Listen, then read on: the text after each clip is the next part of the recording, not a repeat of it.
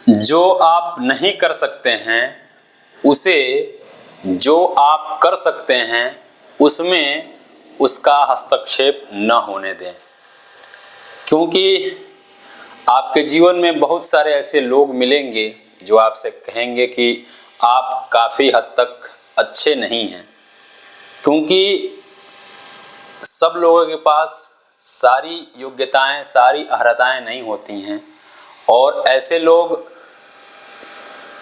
के बातों को सुन करके लोग डीमोटिवेट हो जाते हैं और जो उनके पास सचमुच जो कुछ करने की ताकत होती है वह ताकत ऐसे डिमोटिवेट करने वाले बातों से उनकी ताकत कमज़ोर हो जाती है और जो सचमुच जो कर सकते थे कहीं ना कहीं उसमें लचीलापन आ जाता है।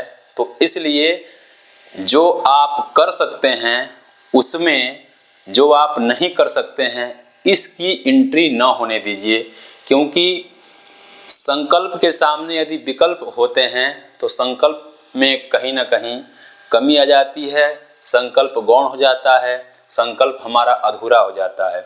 इसलिए संकल्प को पूर्ण करने के लिए जिस दिशा में हम लोग आगे बढ़ रहे हैं तो इस संकल्प आपका अधूरा न रहे, इसी उम्मीद के साथ स्वागत करता हूं आपके इस अपने YouTube चैनल पे संस्कृत स्पेस। और मैं हूं विमलेश और दशरूपक के साथ हम लोग जुड़ रहे हैं और पिछले कई दिनों से दशरूपक पे हम लोग चर्चा कर रहे हैं और इस दशरूपक की चर्चा के दौरान जो आपके पाठ्यक्रम में प्रथम एवं तृतीय प्रकाश लगा हुआ है उसमें हम लोग प्रथम प्रकाश पे चर्चा की समाप्ति के बाद तृतीय प्रकाश पे चर्चा कर रहे हैं और तृतीय प्रकाश में भी काफ़ी हद तक चर्चा करने के बाद रूपकों में हम लोग लगभग जो 10 रूपक होते हैं उन 10 रूपकों में भी 5 रूपकों पे चर्चा कर लिए हैं। तो आज हम लोग उसके जो बाकी बचे आपके रूपक हैं उस पे चर्चा करके उसको हम समाप्त करेंगे। ठीक है, तो आइए शुरू करते हैं अपने टॉपिक को। तो देखिए, आप लोग लास्ट वीडियो में देखे होंगे कि हम लोगों ने डिम जो एक रूपक विशेष है यहाँ तक की हम लोग ने चर्चा कर लिया है कि डिम क्या होते हैं। इसमें आपके जो 4 अंक होते हैं और इसके जो नेता होते हैं देव गंधर्व इत्यादि होते हैं, प्रसिद्ध इतिवृत्त होते हैं, इसके त्रिपुरदाह इसका उदाहरण है। ठीक है, इन सब चीज़ों पे हम लोग चर्चा कर लिए हैं। ठीक है, तो आगे चलते हैं अपने अगले कड़ी पे। ठीक है, तो छठवां जो आपका रूपक विशेष है, छठा रूपक विशेष क्या है आपका?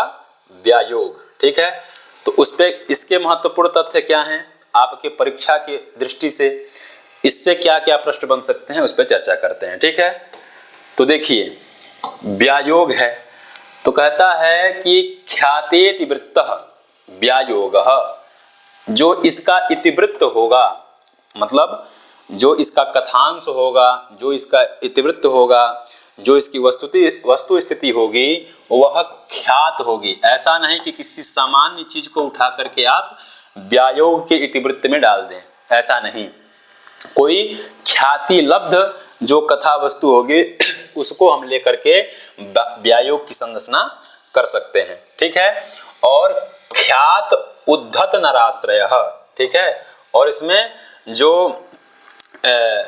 उद्धत नायक होते हैं, ठीक है, उद्धत जो ख्यात इतिवृत्त होगा उस ख्यात इतिवृत्त में किसी ख्यात व्यक्ति को ही लेकर के आप करेंगे, किसी प्रसिद्ध व्यक्ति को ही करेंगे।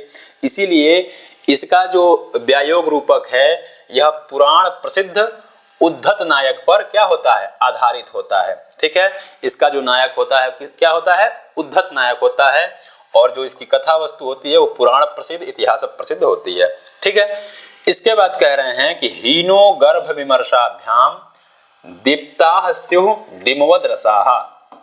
ठीक है, तो देखिए हीनो गर्भ विमर्शाभ्याम जो 5 संधियां होती हैं, कौन कौन? आपके मुख, प्रतिमुख, गर्भ, विमर्श और निर्वहण। ठीक है, ये 5 संधियों में किन किन कौन कौन संधियां इसमें नहीं रहेंगी? तो उसके लिए कह रहा है कि गर्भ और विमर्श नामक संधि से यह क्या होगा? जो व्यायोग है वह हीन होगा। मतलब इन पांचों संधियों में गर्भ और विमर्श नामक संधियों का उपयोग हम नहीं करेंगे। ठीक है, तो ये ध्यान रखिएगा कि कौन कौन संधि नहीं होते हैं, तो गर्भ और विमर्श। ठीक है, आगे कह रहा है कि डीमवत रसाहा, और डिम के समान इसमें रस होते हैं। ठीक है, तो डिम में क्या रस बताए कि रसई अहास्य श्रृंगारैहि षड्भिर्दीप्तैहि रसान्वितः, मतलब उसमें हास्य और श्रृंगार रस को छोड़ करके बाकी जो 6 रस होते हैं वह 6 रसों का डिम में समन्वय होता है। ठीक है, और उन 6 रसों में भी रौद्र रस जो होता है वह रौद्र रस अंगी रस के रूप में होकर के उपस्थित होता है। ठीक है, तो इसमें भी व्यायोग में भी यही स्थिति होगी। कौन सी? कि इसमें भी हास्य और श्रृंगार नामक रस नहीं होगा और रौद्र रस अंगी रस रूप में होकर के बाकी अन्य 5 रसों के साथ व्यायोग में भी उपस्थित होगा। ठीक है, तो ये रहा। आगे कहते हैं कि अस्त्री निमित्त संग्रामो जाम दग्न जये यथा, कह रहे हैं कि इसमें जो संग्राम होगा, ठीक है, इसकी जो कथा वस्तु होगी, इसमें अस्त्री निमित्त संग्रामों, जो संग्राम का चित्रण किया जाएगा, जो युद्ध का चित्रण किया जाएगा, वह युद्ध का चित्रण स्त्री से निमित्त न हो, मतलब स्त्री को लेकर के न हुआ हो। आप इतिहास में देखेंगे कि जितने भी रामायण महाभारत इत्यादि हुए हैं वो स्त्रियों को लेकर के ही हुए हैं।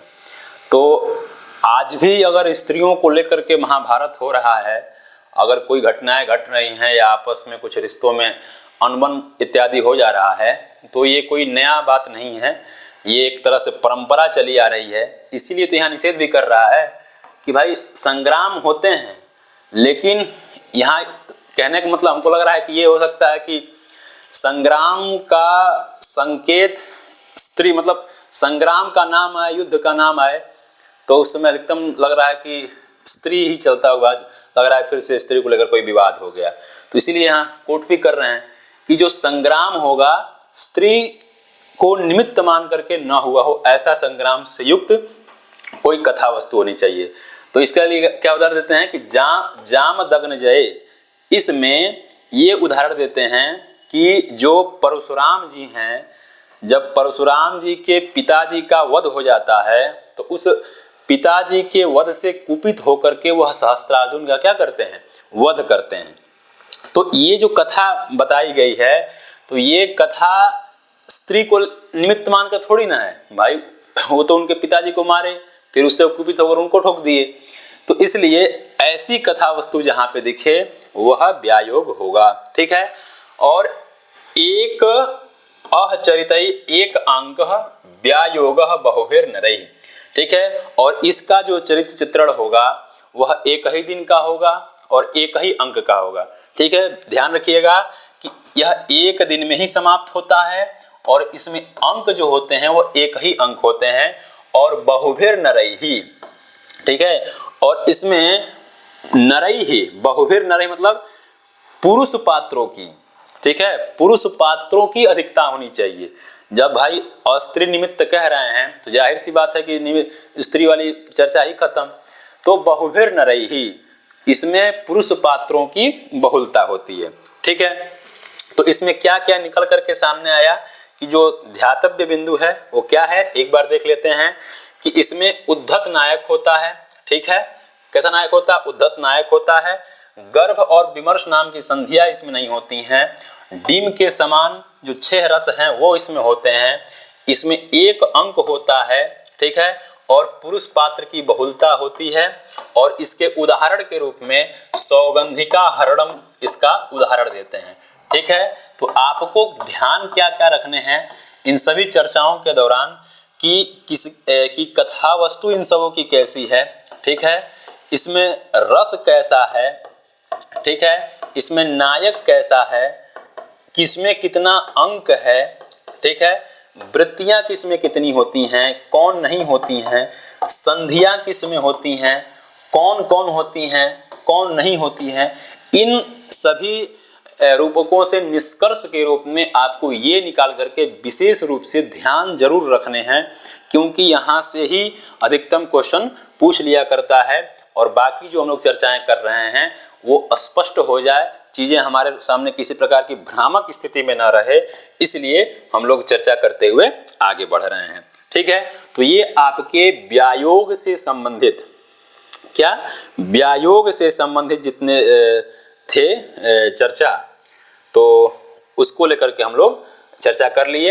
अब आगे चलते हैं, आपका जो सातवां क्या है, सातवां रूपक है समवकार, उस पे हम लोग चर्चा करते हैं। ठीक है, तो समवकार में देखिए, समवकार का अर्थ करते हैं कि सम्यक, क्या करते हैं कि सम अवकीर्यन्ते अस्मिन् अस्मिन् अर्था इति समवकारः, मतलब जहाँ पे सम्यक रूप से अच्छी प्रकार से काव्यार्थों का, जो काव्यार्थों को फैला दिया जाए, मतलब कि जो काव्य के प्रयोजन हो, मतलब काव्य की जो हमको, काव्य के माध्यम से जो चीजें हमको प्राप्त करनी है, उन सभी चीजों को अच्छे से फैला करके बताया जाए, उसे हम क्या कहते हैं, समवकार कहते हैं। और इसके लिए वो क्या देते हैं कि समवकीर्यन्तेस्मिन्नर्था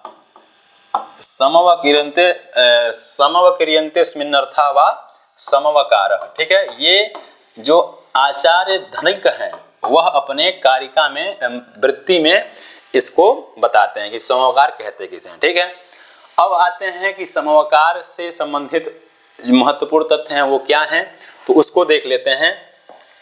दिख नहीं रहा होगा, थोड़ा इसको और छोटा कर लेते हैं कि आपको आसानी से दिखे।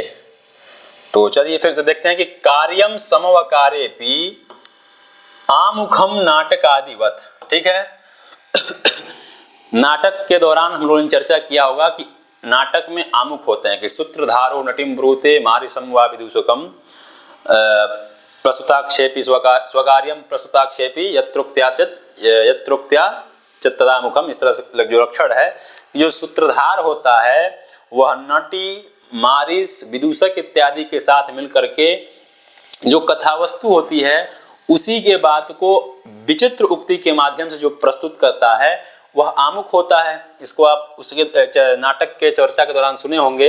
तो उसी चीज को कह रहा है कि वह आमुख समवकार में भी जिस प्रकार से नाटक में आमुख का हम प्रयोग करते हैं, उसी प्रकार से समवकार में भी हम आमुख का क्या करते हैं, प्रयोग करते हैं। आमुख वाला जो कार्य है उस कार्य को हम समवकार में भी करते हैं। ठीक है, अब देखिए यहाँ अपि लगाया है समवकार में भी, तो ये जो अपि शब्द है, यह अपि शब्द इस बात का निर्धारण करता है कि कहीं ना कहीं सभी रूपकों में आमुख का प्रयोग किया जाता है। ठीक है, हालांकि कहीं विशेष रूप से लिखा नहीं है, लेकिन यहाँ अपि लिख दिया है तो भी लगाया, इसका मतलब कि वही बात है भाई, कुछ ना कुछ ऐसी बात रही होगी। ठीक है, तो ये नाटक आदि की तरह आमुख इसमें होते हैं।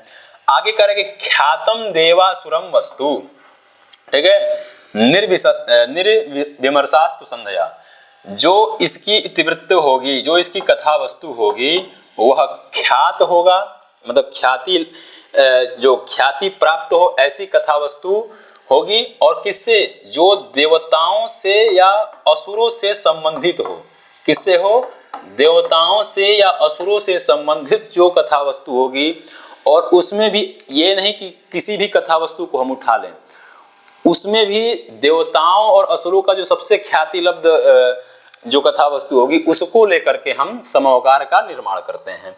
ठीक है, आगे कहते हैं कि निर्विमर्शास्तु संधयः।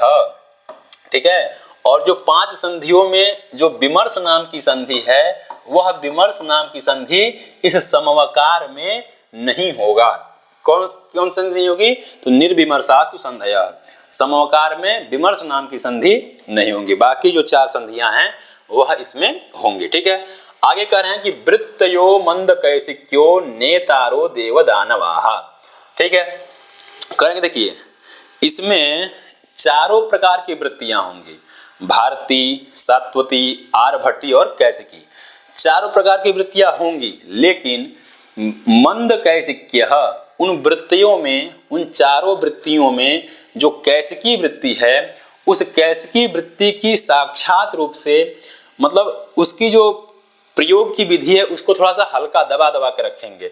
नहीं होता है कि मान लीजिए हमको किसी से कुछ कहना है तो हम मतलब कि थोड़ा सा उदात्तपूर्ण बात है और कुछ कहना है तो उसमें जो श्रृंगार रस वाला बात है तो अब चूंकि कई बार क्या होता है कि हम किसी बात को पूर्ण करने के लिए उन बातों से जुड़ी हुई जितने भी तथ्य हैं सबको रखना पड़ता है, लेकिन हम ये भी जानते हैं कि भाई ये बात कह देंगे तो सामने वाला बुरा मान जाएगा और कहना भी है, तो बात कहते जाएंगे लेकिन जिस बात से वो बुरा मान सकते हैं उस बात पे हम जोर नहीं देंगे, थोड़ा सा कह के निकल लेंगे। तो उसी प्रकार से जो कैसिकी वृत्ति है, कैसिकी वृत्ति का हम प्रयोग करेंगे लेकिन हल्का हल्का करते आगे बढ़ते जाएंगे। कैसिकी वृत्ति मतलब कहने का मतलब है इन शॉर्ट कि श्रृंगार रस की जहां बातें आएंगी उसको हम थोड़ा सा कह के निकल लेंगे। ये नहीं कि उसको खोलना शुरू कर देंगे, भाई अभी देखिए श्रृंगार वाली स्थिति शुरू हो रही, ये नहीं, ठीक है। तो कैसिकी वृत्ति की मंदता रहेगी। आगे कहें कि नेतारो देवदानवाहा, चूंकि जो देवताओं या असुरों से संबंधित इतिवृत्त होंगे तो ऐसा नहीं है कि इतिवृत्त होंगे देवताओं और असुरों से और जो नायक होंगे वो सामान्य लोग होंगे, ऐसा नहीं है। नायक भी उन्हीं में से कोई होने चाहिए, ठीक है। तो नायक कैसे होना चाहिए? देवता या दानवों में से कोई नायक होने चाहिए, ठीक है। द्वादश उदात्त विख्याता फलम तेसाम पृथक पृथक, इस प्रकार से कुल उदात्त रूप से विख्यात जो हैं वो 12 प्रकार के 12 नायक होते हैं। कितने होते हैं? इसमें 12 नायक होते हैं और सभी नायकों के फलम तेसाम पृथक पृथक, सभी नायकों के जो फल होंगे वो अलग अलग होंगे। जैसे एक ही परिवार में यदि कई सदस्य हों तो भाई सभी लोग एक ही तरह के कार्य नहीं करेंगे, लेकिन कई कार्यों को मिला करके, ठीक है, एक कार्य होते हैं। लेकिन उद्देश्य की दृष्टि से देखा जाए तो सभी के फल अलग अलग। मान लीजिए जैसे एक डॉक्टर है, ठीक है, अब डॉक्टर का फल अलग है, ठीक है, एक बिजनेसमैन का फल अलग है। हालांकि मेन उद्देश्य इन सबों का आजकल की दृष्टि में देखा जाए तो अर्थोपार्जन ही है, लेकिन अगर ज्ञान परंपरा के हिसाब से देखा जाए तो अगर देखा जाए तो डॉक्टर और व्यापारी दोनों में अंतर है, ठीक है। तो जितने नायक होंगे उन सभी नायकों के फल अलग अलग होंगे, ठीक है। अगर हीरो होगा, जो नायक होगा उस नायक का अलग होगा, जो प्रतिनायक होगा उसका फल अलग होगा। जितने नायक होंगे सबके फल अलग अलग होंगे, ठीक है। बहुवीर रसाह सर्वे यदवत अम्भोभिमंथने, ठीक है। और बहुवीर रसाह सर्वे, और सभी में सभी नायक जितने भी जो 12 नायक हैं वो सभी 12 नायक वीर रस से युक्त होने चाहिए। उनमें वीर रस की उत्कृष्टता अच्छे प्रकार से हो, ठीक है। जिस प्रकार से अम्बोधि मंथने, समोकार का उदाहरण समुद्र मंथन देते हैं, ठीक है। ध्यान रखिएगा, अधिकतम ये पूछ लेता है कि समोकार का उदाहरण क्या है, तो समुद्र मंथन क्या है, समुद्र मंथन इसका उदाहरण है। तो कह रहे हैं कि समुद्र का जब मंथन हो रहा था तो जितने लोग थे सबका अपने अलग अलग फल थे। विष्णु जी के लिए लक्ष्मी जी, और बाकी जो देवताओं लोग थे उनके अलग, राक्षस थे उनका फल अलग, सबका अलग अलग थे, क्योंकि एक ही चीज को देखने की अलग अलग नजरिया होती हैं। जो सकारात्मक होते हैं सकारात्मक देखेंगे, जो नकारात्मक होंगे नकारात्मक देखेंगे। अगर आप सचमुच चाहते हैं कि हम जिस चीज़ की तैयारी कर रहे हैं उसमें हमको प्राप्ति हो जाए, उसमें हम सफल हो जाएं, तो आपको वही रास्ते दिखेंगे जो उसको करने में, उसको प्राप्त कराने में सहायक होंगे। लेकिन कहीं ना कहीं आप सुन करके कि हाँ वो कर रहे हैं तो हम भी कर लें, तो इस तरह करेंगे। क्योंकि आपके अंदर देख के ही हो रहा है, देख के मोटिवेशन मिलता है, लेकिन सचमुच आपकी वो इच्छा नहीं है, देख के कर रहे हैं तो आप वो चीज कर नहीं पाएंगे, ठीक है। तो इसलिए कह रहा है कि बहुवीर रसा सर्वे यदवत अम्बोधि मंथने। तो समुद्र मंथन में हम ये चीज देखते हैं। और समोकार के उदाहरण में हमेशा पूछता है कि समुद्र मंथन किसका उदाहरण है, तो समुद्र मंथन एकमात्र उदाहरण मतलब अभी तक प्राप्त होता है समोकार के रूप में। और इसके जो रचनाकार हैं वो 12वीं शताब्दी में एक कवि हुए वत्सराज। कौन हुए? वत्सराज। वत्सराज की रचना मानी जाती है समुद्र मंथन, और इसी को समोकार के उदाहरण के रूप में देखा जाता है। ठीक है, तो ये देख लिए। आगे कह रहे हैं कि अंकैस्त्रिभिः, और इस समोकार में 3 अंक होते हैं। कितने अंक होते हैं? 3 अंक होते हैं।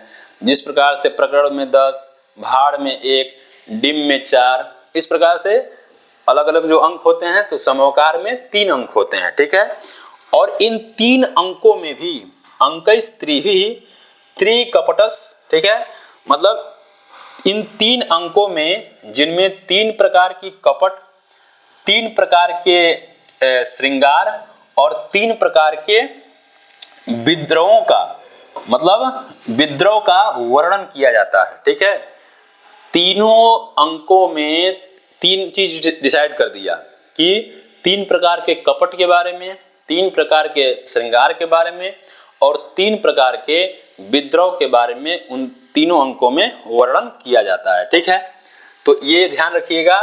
क्या ध्यान रखना है आपको कि इसमें 3 अंक होते हैं और इन 3 अंकों में 3 अलग अलग चीजें होती हैं। क्या क्या? 3 कपट, 3 श्रृंगार और 3 विद्रोह। ठीक है, आगे कह रहा है कि द्विसंधि अंकः प्रथमः। ठीक है, और कार्यो द्वादश नालिकः। द्विसंधि अंकः मतलब जो प्रथम अंक हैं। ठीक है, जो 3 अंकों में जो प्रथम अंक हैं, उन प्रथम अंक में क्या होनी चाहिए?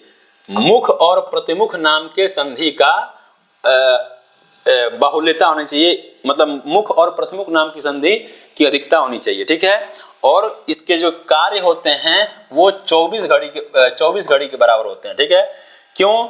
देखिए बताएं, कार्यो द्वादश नालिकः, मुख और प्रतिमुख संधि के साथ प्रथम अंक होता है और वह 24 घड़ी की होती है। और चतुर द्विनालिका अंत्यौ मतलब अंक 2 जो बचे हैं, मतलब द्वितीय अंक और तृतीय अंक।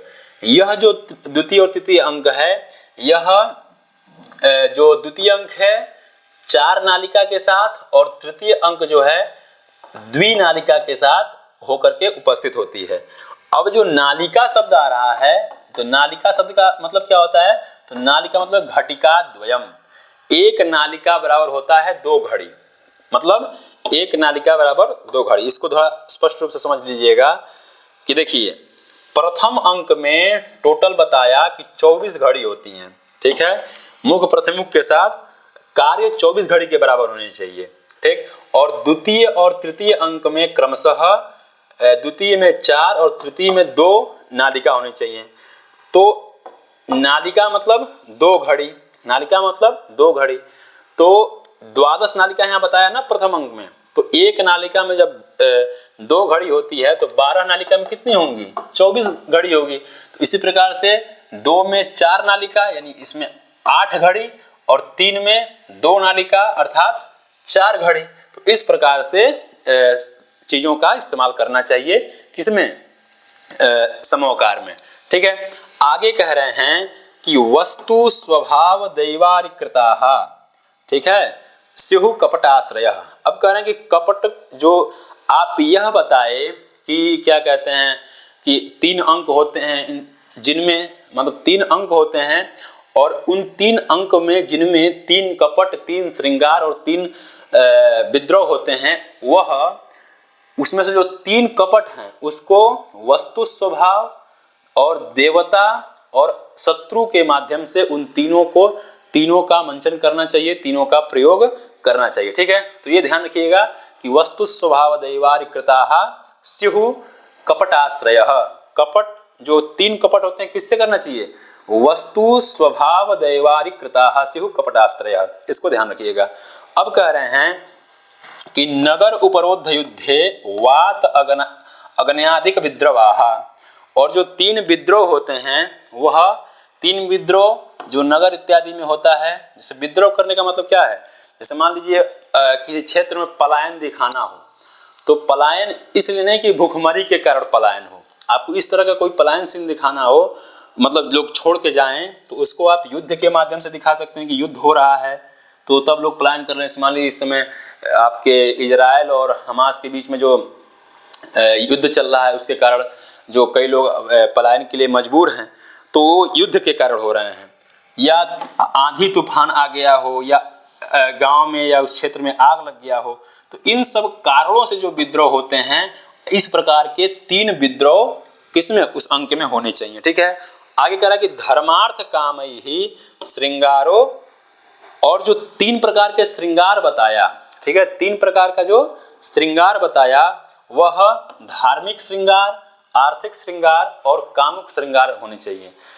देखिए क्या होता है कि धार्मिक श्रृंगार क्या है कि जो श्रृंगार की धर्म है, जो श्रृंगार की व्यवस्था है, जो मतलब धर्मपत्नी की श्रृंगारिक इच्छा, मतलब अपने धर्मपत्नी को श्रृंगार की अवस्था में आप देखना चाहते हैं, तो इस प्रकार की इच्छा हो, या आपको कामुकता की इच्छा, काम को उत्पन्न करने वाली जो ऐसी श्रृंगारिक इच्छा हो, तो इस प्रकार की इच्छा मतलब ये जो धर्म अर्थ काम हो, यह श्रृंगारिक हो। कैसा होना चाहिए, श्रृंगारिक होना चाहिए। तो इस प्रकार से तीनों अंकों में 3 कपट, 3 श्रृंगार और 3 विद्रोहों का बारे में चर्चा करना चाहिए। ठीक है, कह रहे कि नात्र बिंदु प्रवेशकौ, क्या, न अत्र बिंदु प्रवेशकौ, इसमें बिंदु और प्रवेशक का वर्णन नहीं होता है। बिंदु क्या है, अर्थ प्रकृति है। क्या है, अर्थ प्रकृति है।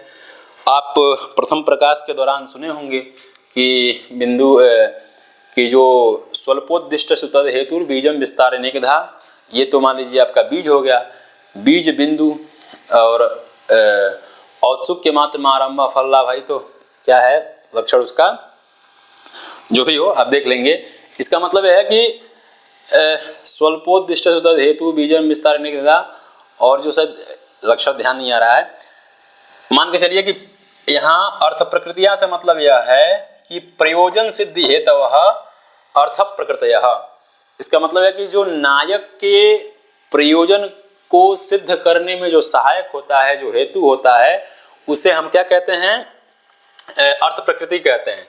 तो जो 5 अर्थ प्रकृतियां होती हैं, वह 5 अर्थ प्रकृति में से जो बीज बिंदु पताका प्रकृति और कार्य है, उनमें से जो बिंदु नाम की अर्थ प्रकृति है, वह बिंदु नाम की अर्थ प्रकृति क्या हो, नहीं होने चाहिए।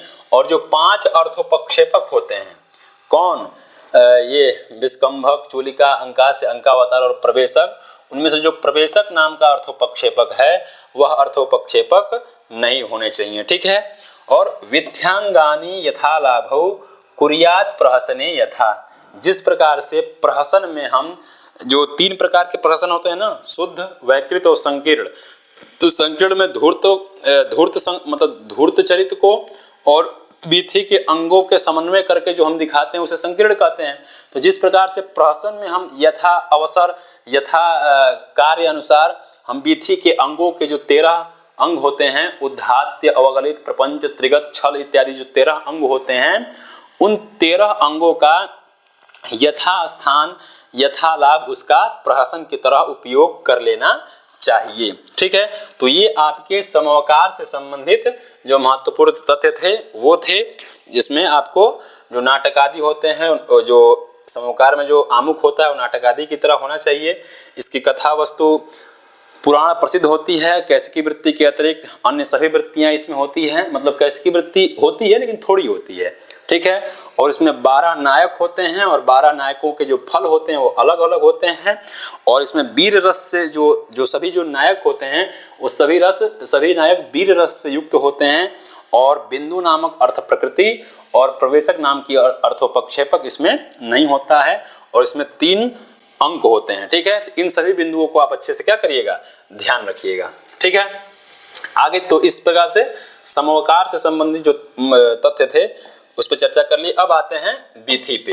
बीथी क्या है, तो बीथी के लिए कहते हैं, और देखिए समवकार का जो मंचन होता है ना, समवकार का मंचन के बारे में अभिनव गुप्त जी कहते हैं कि जो मंदिरों का प्रांगण होता है, उस मंदिर के प्रांगणों में पहले समवकार नाटक का, समवकार रूपक का मंचन हुआ करता था। ठीक है, तो इस पे अलग अलग आचार्यों का अपना मत है, वो उससे क्या लेना देना है बस बता दिए। अब बीथी है, ठीक है, तो बीथी किसे कहते हैं? तो कहते हैं कि बीथी का मतलब होता है मार्ग। क्या होता है? मार्ग या अंगों की पंक्ति। ये बीथी का अर्थ करते हैं कौन? धनिक। बीथिवत वीथि मार्गः या अंगानाम पंक्तिर्वा, अंगों की पंक्ति। तो इस प्रकार से जो इस अर्थ वाला जो होता है उसे बीथी कहते हैं। तो ये तो अर्थ रहा। अब इसमें महत्वपूर्ण तथ्य क्या है उनको देख लेते हैं। तो कह रहे हैं कि वीथी तू कैसिकी वृत्तौ, ठीक है, बीथी में कैसिकी वृत्ति होनी चाहिए। क्या होनी चाहिए? बीथी में कैसिकी वृत्ति होती है। कैसिकी वृत्ति अर्थात जो बाकी बचे 3 वृत्तियां हैं, भारतीय, सत्वती, आर्वटी इत्यादि, वो नहीं होते हैं। तो इसका मतलब है कि इसमें श्रृंगारिक चीजें ज्यादा होती हैं, क्योंकि कैसिकी वृत्ति वहीं होता है जहाँ पे श्रृंगारिक चीजें होती हैं। तो इसमें बीथी तू कैसिकी वृत्तौ और संध्यंगांकस्तु भाड़वत, और जो भाड़ होते हैं, जो भाड़ जो रूपक विशेष होता है उसमें जो संधियां होती हैं, कौन संधियां होती हैं? मुख और प्रतिमुख, यही शायद होता है। एक बार ध्यान देख लीजिएगा आप, लगभग यही है कि मुख और प्रतिमुख अपने अंगों के साथ आते हैं और जो 10 लास्य होते हैं वह भी आते हैं, ठीक है। तो जिस प्रकार भाड़ में हम संध्यंगियों का प्रयोग करते हैं, जो भाड़ में संधियां होती हैं और जो उनके अंग होते हैं वह वीथी में भी उसी तरह प्रयोग में आते हैं, ठीक है। तो इसको ध्यान रखिएगा। अब आ करेंगे रसः सूच्यस्तु श्रृंगारः प्रसेदपि रसांतरम, ठीक है। और जो रस होता है, मतलब प्रधान रस के रूप में श्रृंगार रस होता है, ठीक है। और बाकी जो रस होते हैं स्प्रसेद अपि रसांतरम, जो अन्य रस होते हैं उन रसों का हम स्पर्श भी कर लेते हैं। मतलब जो प्रधान रस के रूप में होता है वो श्रृंगार रस है, और बाकी भी हम प्रकरण के अनुसार अन्य रसों को भी हम टच कर लेते हैं, ठीक है। और इसमें भी सूच्यस्तु श्रृंगार, और टच तो करते हैं अन्य रसों को, लेकिन जो श्रृंगार रस है उस श्रृंगार रस को हम ये नहीं कि दिखाते हैं। अगर 2 लोग बैठ करके अगर प्रेम कर रहे हैं तो ये नहीं कि उनको मंच पे हम प्रेमी दिखाएं, हाँ, लेकिन इतना जरूर बता दीजिए कि अगर एक नायक और एक नायिका अगर मंच पे आ रहे हैं तो किस स्थिति से होकर के आ रहे हैं। तो मान लीजिए श्रृंगारिक अवस्था से होकर के आ रहे हो, तो उस श्रृंगारिक अवस्था को आप सूचित कर दें, पीछे से आप उसको बता दें कि बहुत दिन से इधर उधर भटक रहे 2 प्रेमी प्रेमिका अब इस प्रकार से यहाँ पे अपने जीवन में संघर्ष करते हुए यहाँ तक पहुंचे हैं, ठीक है। तो इस तरह से जो चीजें होती हैं, आप श्रृंगारिक चीजों को क्या करिए, सूच्य करिए, और बाकी चीजें तो आई जाएंगी, ठीक है। आगे में युक्ता प्रस्तावनाख्यातैः अंगैः उद्धात्यकादिभिः, और जिस प्रकार से प्रस्तावना इत्यादि का हम प्रयोग करते हैं, और प्रस्तावना भी कौन, अंगैः उद्धात्यकादिभिः, जो प्रस्तावना का हम इसमें भी प्रयोग करते हैं, प्रस्तावना से युक्त होता है, और अंगैः उद्धात्यकादिभिः, और जो वीथी के 13 अंग होते हैं, कौन कौन, उद्धात्यकादिभिः, उद्धात्यक, अवगलित इत्यादि, वह 13 अंग से युक्त समन्वित होता है कौन, वीथी। एवं वीथी विधातव्या द्वेक पात्र प्रयोजिता। इस प्रकार से हम क्या करते हैं, वीथी का विधान करते हैं, और इसमें 1 या 2 ही पात्र होते हैं। क्या होते हैं, 1 या 2 ही पात्र होते हैं। ये इंपॉर्टेंट है, ध्यान रखिएगा, क्योंकि अभी आप देखें ना कि व्यायोग में बहुत से पुरुष पात्र की बाहुल्यता होती है, लेकिन इसमें 1 ही या 2 पात्र होते हैं। वो पुरुष है कि स्त्री है, कौन है ये नहीं बताया, लेकिन आपको ये ध्यान रखने हैं कि क्या है कि 1 या 2 ही पात्र होते हैं। तो देखिए, ध्यान रखिएगा, संध्यंग और अंक, ये जो 2 होते हैं ये भाड़ की तरह होते हैं। तो भाड़ में कितने अंक होते हैं, भाड़ में 1 अंक होते हैं, ठीक है, 1 अंक होते हैं, और मुख प्रतिमुख अपने जो संधि हैं उनके जो अंग हैं उस प्रकार से मतलब क्या होते हैं, प्रस्तुत होते हैं वीथी में भी। तो इसके जो महत्वपूर्ण तथ्य थे कि कैसे की वृत्ति इसमें होती है, इसमें संधि और अंक भाड़ की तरह होते हैं, श्रृंगार रस से मुख्य रस सूच्य रस होता है, अन्य रसों का स्पर्श मात्र होता है, और वीथी अपने 13 अंगों के साथ यहाँ पे आता है, ठीक है। तो ये जो वीथी के अपने जो महत्वपूर्ण तथ्य थे वो थे। अब चलते हैं आगे जो 9वां आपका रूपक है, रूपक विशेष अंक है या उत्सृष्टिकांक है। अब देखिए अंक है, ठीक है, लेकिन रूपक में क्या है कि नाटकम 10 रूपक, नाटकम सप्रकरणम भाड़ प्रहसनम डीम व्यायोग समकारो विथ्यं केहा मृगा इति। अंक और यहाँ मृग। तो देखिए अंक को यहाँ उत्सृष्टिकांक लिखा है, तो अंक को उत्सृष्टिकांक क्यों कह रहे हैं? तो कह रहे हैं कि नाटकांतर्गत अंक व्यवच्छेद, जो बताया ना कि जैसे बताया ना कि नाटकों का विभाजन किस प्रकार से करना चाहिए, अंकों में करना चाहिए। तो इस रूपक विशेष को, उस नाटक को जो विभाजन हम अंकों में करते हैं, वो वाले अंक को न ले लिए जाए, इसलिए हम इसको किस नाम से, उत्सृष्टिकांक के नाम से जान लेते हैं। कहने का मतलब क्या है कि नाटकांतर्गता अंक व्यवच्छेदार्थम, जो नाटक के अंतर्गत जो अंक का जो निर्माण होता है, जो अंक होते हैं, उनसे व्यवच्छेद के लिए इस उत्सृष्टिकांक का ग्रहण किया गया है। तो ध्यान रखिएगा क्यों किया गया है, तो ये अगर पूछ ले परीक्षा में अब तो गलत ना हो, तो इसलिए इसको ध्यान रखिएगा, ठीक है।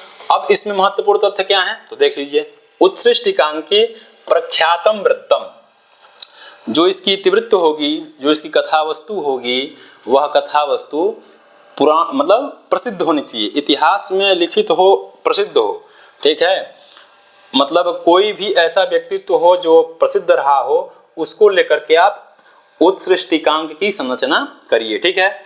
और बुद्धया प्रपंचयेत, और कवि अपने कवित्व की प्रतिभा को दिखाते हैं, अपने कवित्व को दिखाते हुए, अपने कवि की प्रतिभा को दिखाते हुए उससे अपने बुद्धि के माध्यम से उसका और विस्तार कर सकता है, उसमें जोड़ घटाव कर सकता है। मान लीजिए कि कोई ऐसे कथा वस्तु को उठाए और बीच बीच में लगे कि यार ये वाला सीन अगर सामाजिक देखेंगे तो यहाँ बोरिंग महसूस करेंगे, तो इसको अपने बुद्धि के हिसाब से इसको ऐसा दिखा दे कि लगे कि यार मतलब थोड़ा सा जो सामाजिकों का जो कट था वो कट फिर से वहाँ पे जुड़ जाए, ठीक है, तो ये दिखा दे। और क्या है कि रसस्तु करुणः स्थायी, रसस्तु करुणः स्थायी नेतारः प्राकृतः नरः, और जो इसमें रस होता है वह करुण रस प्रधान होता है। करुण रस की इसमें विशेषता होती है, मतलब मुख्य रस के रूप में करुण रस अंक में क्या होता है, उपस्थित होता है। और प्राकृताः नराः, ठीक है, और जो सामान्य जन होते हैं, उन सामान्य जन ही नायक के रूप में इसमें होते हैं, ठीक है भाई। केवल विशेष, कोई भी व्यक्ति अगर विशेष बनता है तो विशेष होकर थोड़ी ना पैदा हुआ रहता है, वह सामान्य ही रहता है, सामान्य रहता है, अपने कार्यों के आधार पे आगे चल करके क्या होता है, वो विशेष हो जाता है, लेकिन रहता तो सामान्य ही है। तो एक तरह से सबकी कथा जो थोड़ा फेमस है, सबके कथा को ले सकते हैं, ठीक है।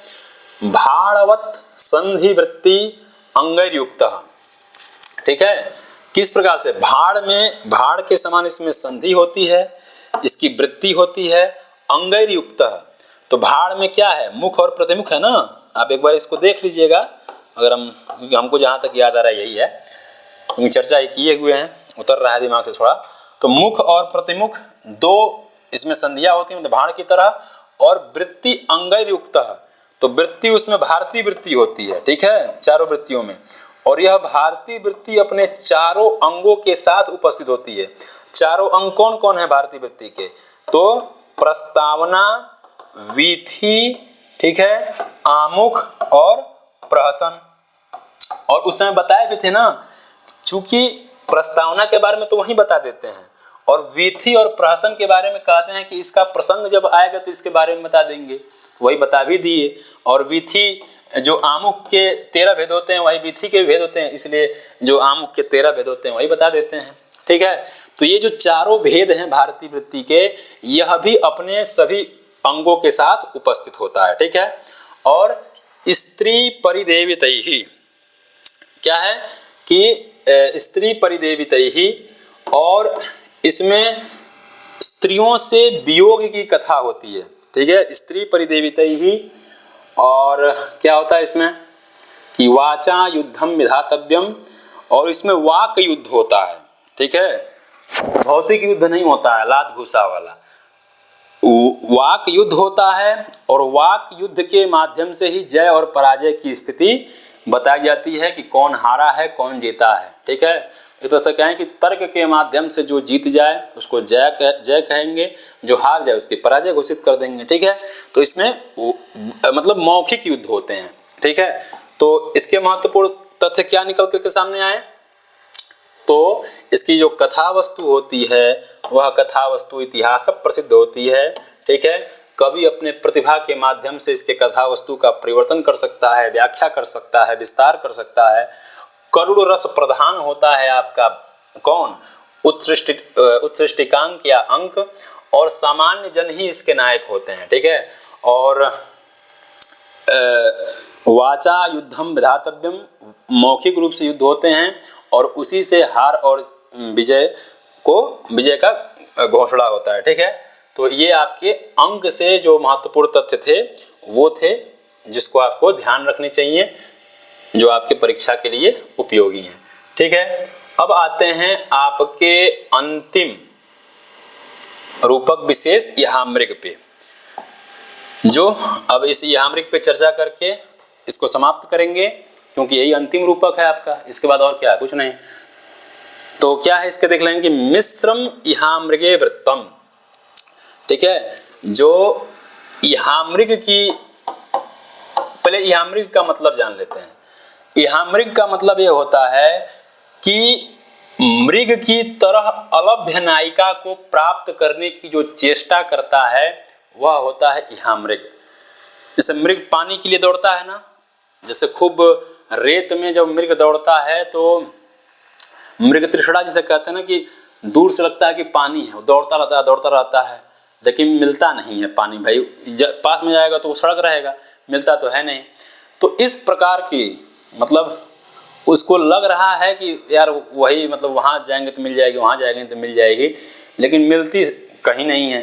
तो इस प्रकार से कोई छोटा मोटा मतलब ये नहीं है, इस प्रकार से ये है कि मृग तृष्णा के समान जो अलभ्य नायिका है उसको प्राप्त करने की जो इच्छा रखता है, ऐसा जो नायक होगा उसको हम याहामृग कहते हैं।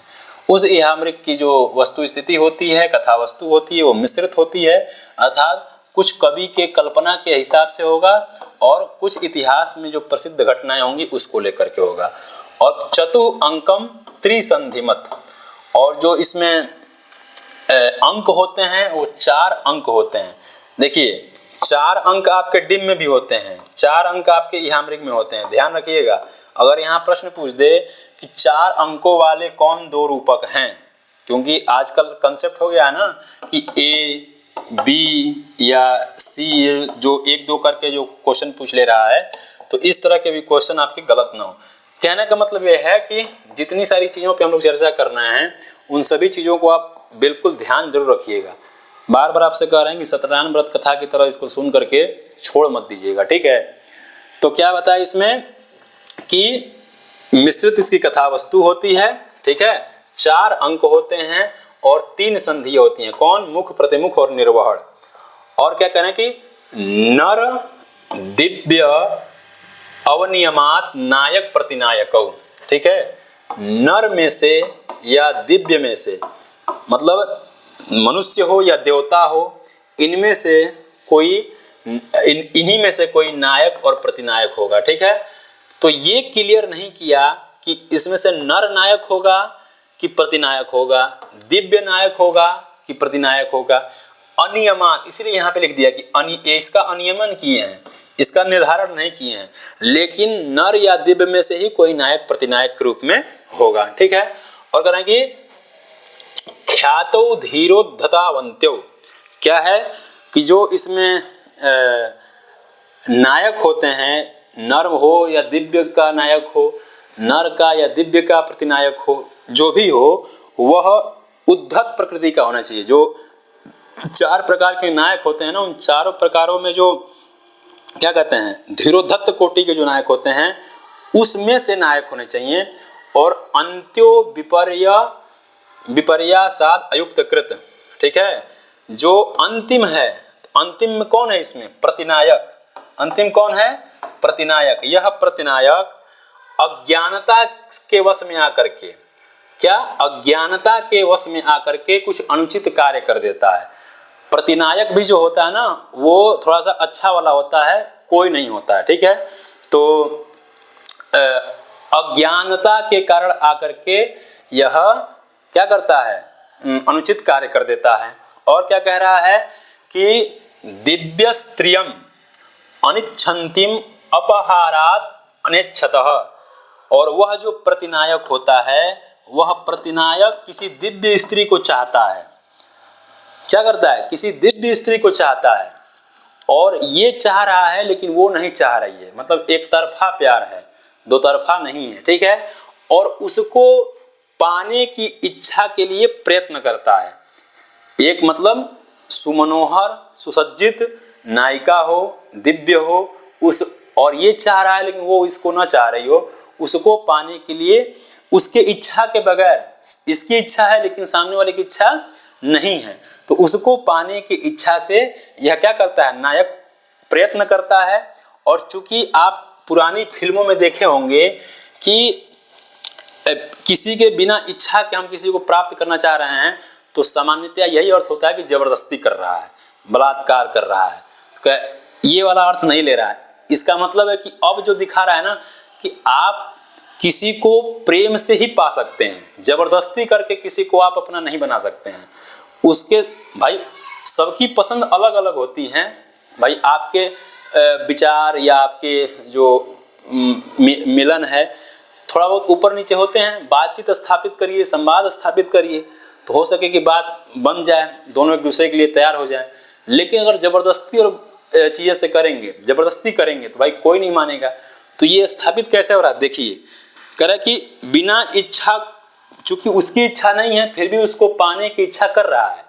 और क्या कर रहा है कि श्रृंगाराभासम अपि यस्य किंचित किंचित प्रदर्शयेत्। और ये जब सीन चल रहा होगा कि एक व्यक्ति उनको चाहता है और वो नहीं चाह रही हैं, तो उसको दिखाते हुए कहीं ना कहीं उसको श्रृंगाराभास जरूर कराना है। उसमें श्रृंगार कुछ ऐसा चीज दिखा रहा है कि वो इस तरह से प्रदर्शित करे कि उसको जबरदस्ती नहीं, प्यार से बार बार समझाने की कोशिश कर रहा है कि देखो हम लोग मिल सकते हैं, हम लोग अच्छे दोस्त हो सकते हैं, हम लोग क्या बातचीत करें। इस प्रकार से मतलब कि श्रृंगारिक अवस्था में आकर के वो श्रृंगाराभास प्राप्त करके वो अपने बात को स्थापित करे। अब देखिए श्रृंगाराभास क्या है? श्रृंगाराभास वो होता है कि देखिए, श्रृंगार रस का जो स्थायी भाव होता है वह रति होता है, ठीक है। तो रति, ये जो श्रृंगाराभास है, ये नायक और नायिका में से किसी एक के ही पास होता है। चूंकि अब देखिए यहाँ की स्थिति, अब वो जो प्रतिनायक है वह सामने वाली को चाह रहा है लेकिन वह इसको नहीं चाह रही है, तो यानी जो प्रेम है एक तरफा है, यानी जो श्रृंगार का जो स्थायी भाव रति है वह किसी एक में ही हो सकता है। भाई ये तो यहाँ तो ये बात है, कई बार हो सकता है भाई लड़की किसी को चाहे या लड़का किसी को चाहे, तो नायक या नायिका में से किसी एक के ही पास रति, एक के ही पास जो स्थायी भाव है श्रृंगार रस का, रति, वह होगा। और इस काम के इच्छा की तृप्ति के लिए वह क्या करता है? प्रयास करता है। लेकिन वहां रति या श्रृंगार नहीं होता है। रति या श्रृंगार तब होगा जब वह उस चीज को पा ले, एडॉप्ट कर ले। लेकिन चूंकि रति उसके अंदर ही केवल है, तो वह रति न होकर के, श्रृंगार न होकर के, वह श्रृंगार का आभास कराएगा, उसको इस बात के लिए उद्वेलित करता रहेगा हमेशा, मतलब फोर्स करता रहेगा कि नहीं नहीं तुम यू कैन डू इट, तुम कर सकते हो, तुम इसमें प्रयास करो, ठीक है। तो इस प्रकार से क्या हो, प्रतिनायक अपने चाहने वाली के प्रति क्या करे? प्रयास करे, ठीक है। और कह रहे हैं कि और इहामृग में क्या होनी चाहिए? तो कह रहे हैं कि संरंभम परमानीय युद्धम व्याजान निवारयेत्। अब जो नायक और प्रतिनायक के बीच में, ठीक है, इस तरह से फूट डालो, इस तरह से उत्तेजना पैदा कर दो कि स्थिति इस प्रकार से हो जाए कि लगे कि अब तो युद्ध हो ही जाएगा, अब भाई कोई नहीं रोक सकता है। तो एकदम मतलब युद्ध की उत्तेजना को बढ़ा करके इस अवस्था तक ला दो कि अब युद्ध होगा ही। लेकिन जैसे ही लगे कि अब युद्ध हो जाएगा, अब हम रोक नहीं सकते हैं, मतलब युद्ध हो जाएगा, बचेगा नहीं, उस समय कोई दूसरी युक्ति लगा करके व्याजान निवारयेत, ऐसा बात डाल दीजिए कि क्या हो जाए, उन दोनों में युद्ध रुक जाए। जैसे मान लीजिए कि एक नायक हो, एक नायिका हो, ठीक है, नायक है, मतलब दोनों में थोड़ा सा किसी बात को लेकर झगड़ा हो गया है, एक प्रतिनायक नायिका हो गई है, नायक हो गया है। अब कोई एक इसमें क्या करे, कोई बात कह करके फूट डाल दे, ठीक है, इनको इनके प्रति चढ़ा दे, नायक को प्रतिनायक के प्रति, प्रतिनायक को नायक के प्रति चढ़ा दे, और चढ़ा करके इन दोनों में उत्तेजना इतना भर दे कि ये दोनों मतलब मिल ही ना पाए, मतलब युद्ध हो ही जाए। लेकिन जब देखे कि युद्ध होने वाला है तो इस चीज को क्या कर दिए, ऐसा बात बोल के कि वो रुक जाए, भाई छोड़ो सॉरी यार मजाक कर रहे थे, इस तरह से करे, ठीक है। और वध प्राप्तस्य कुर्वीत वधम नैव महात्मनः, और यदि लगे कि कथनानुसार कि युद्ध वध हो सकता है या हम नायक के वध को दिखा, मतलब नायक का वध हो सकता है, तो अगर कथा के हिसाब से जरूरी भी हो फिर भी नायक के वध को नहीं दिखाना चाहिए।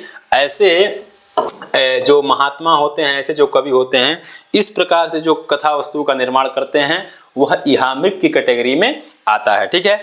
तो इसलिए ये जितनी सारी हम बातें बताए ये इहामृग के महत्वपूर्ण तथ्यों में से थे कि इसमें मिश्रित कथा वस्तु होती हैं, 4 अंक होते हैं, नायक प्रतिनायक इसमें से कोई देवता या नायक दिव्य में से होता है, नायक इसका धीरोधात होता है और अज्ञानता के कारण इसका क्या करता है, अनुचित कार्य करता है, ठीक है। तो इस प्रकार से जो 10 रूपक है, क्या 10 रूपक आपका है जो आपके पाठ्यक्रम में लगा था, कौन कौन, एक आपका प्रथम प्रकाश, ठीक है, और दूसरा द्वितीय प्रकाश।